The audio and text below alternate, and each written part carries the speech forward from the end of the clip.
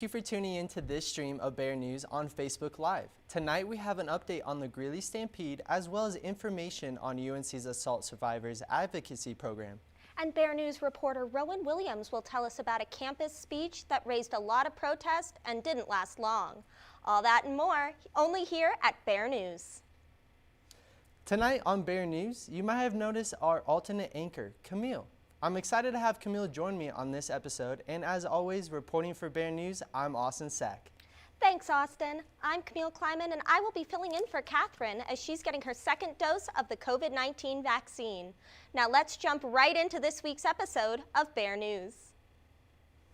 Racial tensions reached a boiling point on Monday when conservative pundit Will Witt spoke at The UNC. tension was palpable Bear in News the reporter Pikes Peak Rowan Ballroom Williams in the tells us the University event Center. didn't get far before it was shut down.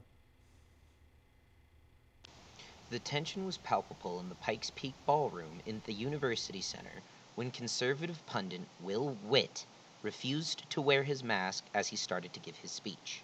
The university really wanted me to wear a mask, and I'm sorry to all the people who put this event on if it doesn't happen because I refuse. Up until this point, the protesters of the event had remained peaceful, while TPUSA leadership acknowledged everyone's right to express their opinions. It is truly amazing that so many people showed up to support and to peacefully be here to fight against what we believe.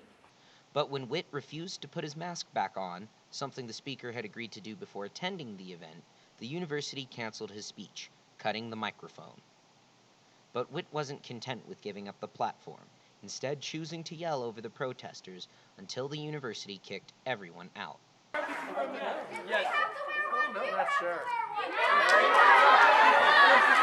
Impromptu Q&A right now because it's just they're going to be interrupting all my speaking slides. So I'd love to take some of you guys' questions. As people left, however, Witt ended up giving some talking points and a Q&A outside the UC. Because they are being pushed into it by society. It's being programmed. There have been people who have been, homosexual for forever and ever, right? No one's denying it. But to say that the numbers in the last few years have just skyrocketed just because that's how it is now in America is ludicrous. It's being pushed on young kids in America, and it truly is the most disgusting perverted thing we'll ever do. It's what they're doing to children. Very few people were wearing masks as he gave his speech outside. From Greeley, Colorado, I'm Rowan Williams, Bear News. The event raised a lot of issues and will generate more conversations on campus. Bear News will follow these conversations in future shows. As a follow-up to Rowan's story, the University of Northern Colorado issued a prepared statement that said, in part, that the university is an ardent supporter of the free speech rights granted by the First Amendment. The statement said freedom of speech and thought allow students to learn from a variety of points of view. The university statement said that Turning Point USA event was canceled not because of the speaker's views or because of the interference by students demonstrating, but was canceled because the speaker and others in attendance violated the university's mask policy. The statement said that the university shared the mask policy with Turning Point USA through emails, phone conversations, and face-to-face conversations on the day of the event. It also said that failure to follow policy would result in the event being suspended, canceled, or otherwise terminated. Well, if you were excited to hear about Red Rocks hosting live music, then you'll be just as excited to know that the annual 99th Greeley Stampede is on. After being canceled last year, this year's Stampede is scheduled for June 24th through July 4th. The Stampede Committee is working hard to ensure the public will stay safe and healthy during the event, and it is following the Center of Disease and Control and Prevention guidelines. So, how exactly will they pull it off? Well, Bear News reporter Caitlin Stoddard has the latest information. Hello, fellow Bears. In 2 months, the Greeley Stampede will be happening in Island Grove, and the committee is staying busy to ensure that the public will remain safe and healthy. With the pandemic lingering around our community, how exactly will the committee successfully pull off the event? I had the opportunity to sit down with the general manager of the Greeley Stampede, Justin Watada, to discuss the preparation. Overall in the entire park, our current scenario is that we're going to just spread attractions around the entire park. It's a large, Island Grove Park is very large. That we're talking with World Health Department about moving the food vendors, having some space between them now, not having the traditional seating area and the bar right in the middle of the food court to allow for more social distancing, moving the park stage to the south side of the park so we can have more people spread out instead of kind of stacked on top of each other like it's traditionally been in the past. Well, there you have it. The Greeley Stampede is going to happen, and I, for one, cannot wait. When the announcement of the artists who will be performing at the Stampede have been released, I will let you know who they are. Reporting for Bear News, I am Caitlin Stoddard. As long as Weld County's COVID-19 cases remain low, the community will get to experience all that the Greeley Stampede has to offer. UNC has long offered tours to prospective students. These tours are designed to educate and excite students about the university. But COVID brought some changes to how UNC conducts these tours. This week, Bear News reporter Nick Trask learned about the process and even got to take his own tour of campus. I'm here at the Campus Commons, home of the student ambassadors. If you go on a tour at UNC, this is likely where you'll start. While I was here, I got to meet up with student ambassador Jamal Blassingale, and he even got to take me on my own private tour. During COVID right now, we're not doing group tours, so we really just have one family per session, which has been really nice. Kind of makes the tours a little bit more personalized, a little bit more individual, so that's been a lot of fun. First, Jamal took me across the street and told me about the first building, Ross Hall. So this is the College of Natural and Health Sciences with an emphasis on the natural side. We have Ross Hall here. Next, he took me through the breezeway of McKee Hall, but depending on who he's touring for, he might take a stop inside. I definitely try to take them in the buildings that would make most sense to their major. So for example, if I have a business major on tour, I'll definitely take them down to Kevner Hall. If I have a music major, I'll try to emphasize some more of the arts on campus, so I'll definitely try to hit the performance halls. And he also finds room for some of his own personal touches during the tour. So these trees, I actually spent a lot of time freshman year out here with my friends hammocking after class. Then, he took me inside the library and told me the purpose of each floor. Next, he showed me the rec center, told me about the West Campus dormitories, and even talked to me about Holmes Dining Hall. But not all tours were like mine. While Jamal prefers the private tours that came from COVID-19, he said he's excited for group tours and acknowledged some of the positives of the online ones as well. Some individuals, are taking tours from like Hawaii or even just in Europe or something like that. So it's kind of nice for those individuals to have a chance to see campus without, taking a really expensive plane ride over here to Colorado. Reporting for Bear News, I'm Nick Trask. While they add more accessibility, online tours aren't ideal. But a more personalized private tour does sound nice. It'll be interesting to see how testing these changes affects future campus tours. Once the spring 2021 semester concludes, the semester brings lots of changes to UNC students' lives. Some students may venture back home, while others already have that 40-hour-a-week summer job lined up, or maybe a vacation planned. And then there are the few brave students who stay on campus for the summer when the student population drops. As the semester draws to a close, so do the leases of the many soon-to-be-available off-campus housing units. Finding housing can be stressful, so do a little research into how to make it a bit easier, as well as some insights about how the many housing companies here in Greeley operate. By searching Student Housing Greeley, you might find yourself overwhelmed by the many websites, but if you head to unco.edu/off-campus housing, you'll find a more suitable search site for rental listings as well as renting tips. Once on the off-campus housing marketplace, courtesy of UNC, you can find a more tailored list of affordable housing options at a range of places all over Greeley. Now let's get to some first renter tips, including where you might want to avoid. Many off-campus housing companies have centered their businesses to fit the needs of UNC students, but after reading some of the reviews, they may not have students' best interests in mind. Companies like Big Bear Properties and Rent UNC have even gone as far to name their businesses similar to the university, even though they know they're not affiliated with one another. Student housing options such as University Flats and The Verge have a better reputation among students, but maybe a bit pricey. With the addition of several new apartment complexes, students have plenty of options for where they choose to live. So, if you're looking for off-campus housing, be patient and do your own research to make sure you find the best living situation for you. April is Sexual Assault Awareness Month, and UNC's Assault Survivors Advocacy Program, or ASAP, is spreading awareness for survivors of assault through their annual Clothesline program, with a twist. While in previous years, the organization would hang t-shirts in the University Center, they've had to go virtual for the past 2 years. ASAP has shared photos of t-shirts sharing survivors' experiences to their Instagram story. Each shirt color has a different meaning, and the organization uses the virtual space to show support for survivors telling their own stories. To get an up-close look at each shirt on the clothesline, go to @UNCO_ASAP on Instagram. To reach out for help or others, or yourself, go to unco.edu/Assault Survivors Advocacy Program. Well, thanks Colorado for that summer weather tease the past few weeks. But I guess it's not quite time to put those winter coats away just yet. Today we are joined by meteorologist Kiara Biggers. Kiara, can you tell us about our current conditions? Well, today we're definitely seeing a different change in weather compared to what we've been experiencing the last few weeks. Taking a look at the image behind me, it's quite gloomy on Central Campus today, and it's raining right now, and later today it's going to be snowing. I'll have more of that when I come back to you. Thanks, Kiara. We'll see you later for your full weather forecast. Student clubs and organizations have had to take a different approach to create student involvement opportunities this semester.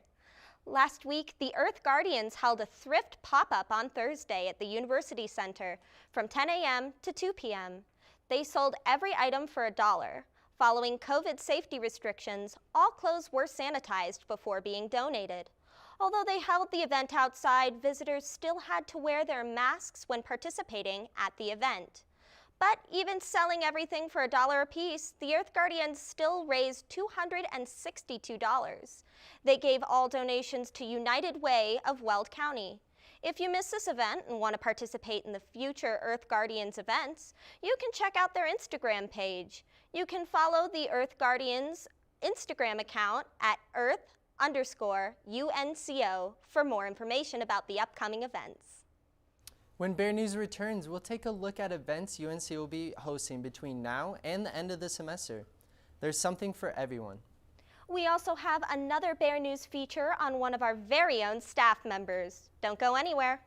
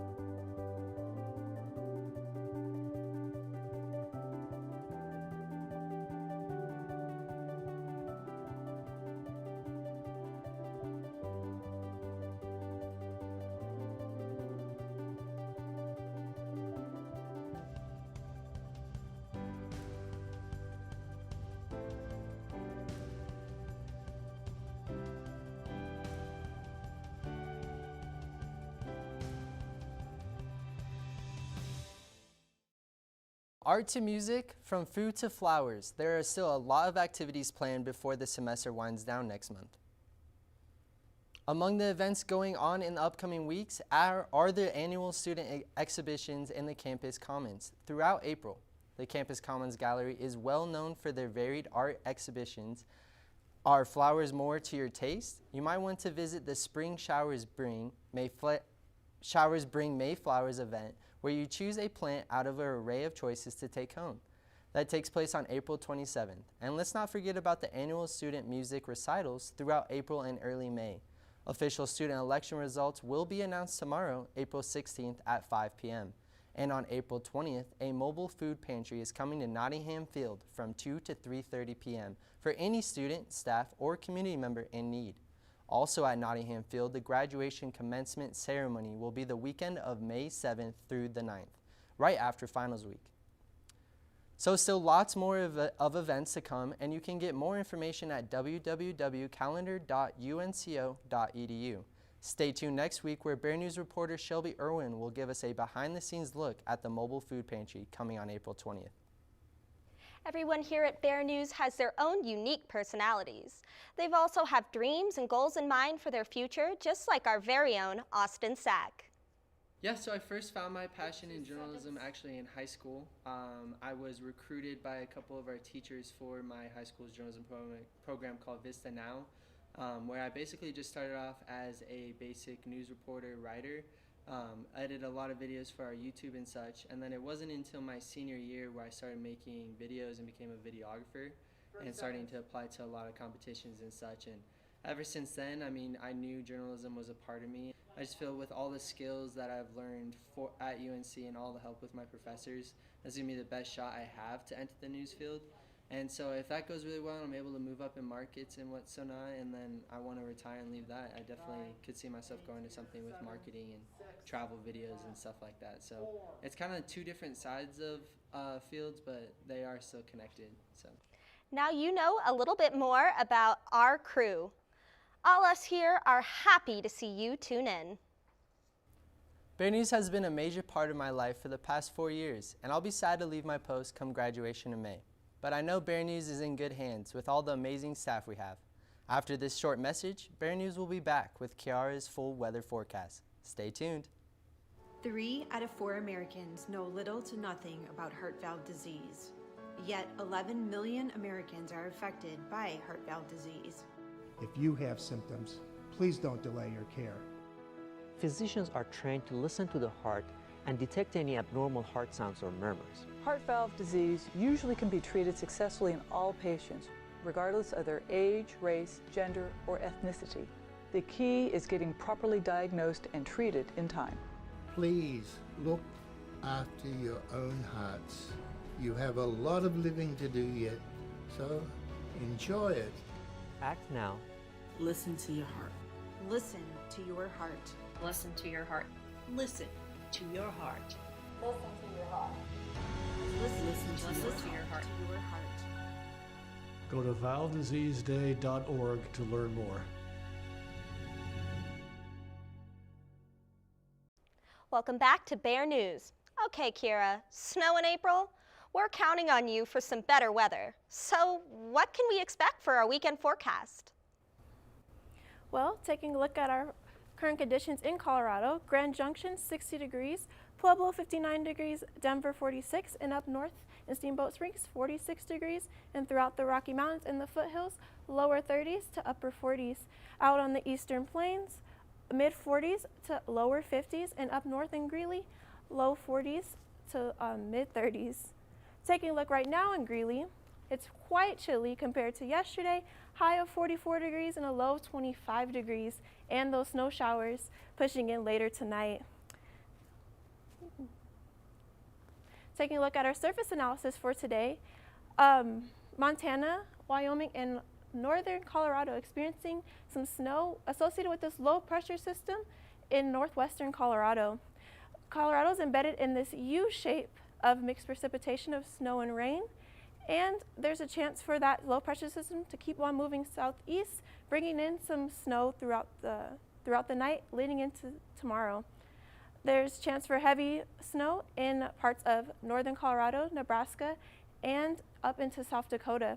Taking a look at the rest of the United States, there is snowstorms in the southern states and possible severe thunderstorms as well. Taking a look at our surface analysis for tomorrow, that low pressure system moves southeast, bringing in that snow system that will bring us snow all day tomorrow.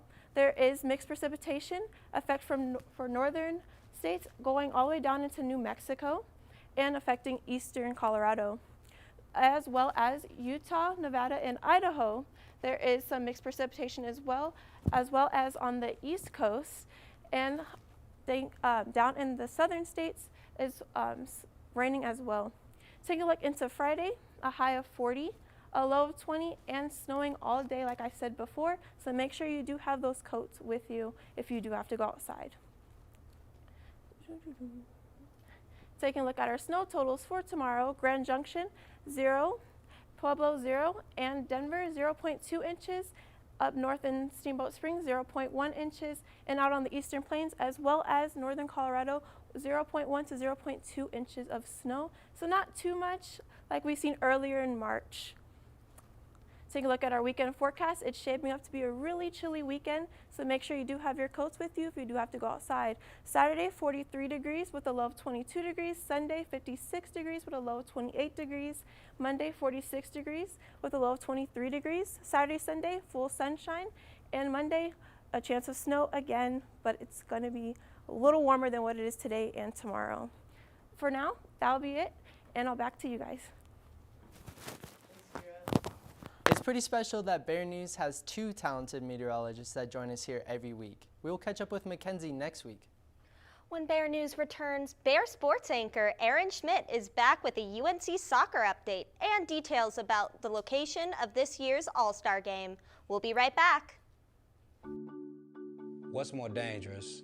A man who isn't afraid of death or one who's found everything to live for? I asked him if he was proud of me.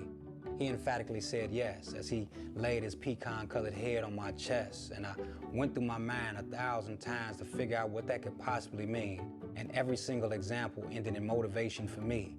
So you may not be afraid to die, but I'm more afraid to let them down. And I found something to live for, which is a dangerous motive forever fueled. See, your thoughts may be involuntary, but my actions are very calculated. I was a man with a plan, but now I'm a dad with a decree, and you can't take that from me. My sons ain't raised by no coward, and they won't be one either. If this be the measure of a man, the yardstick gonna need way more meters. I take it too far, so they never come up short, because I found everything to live for.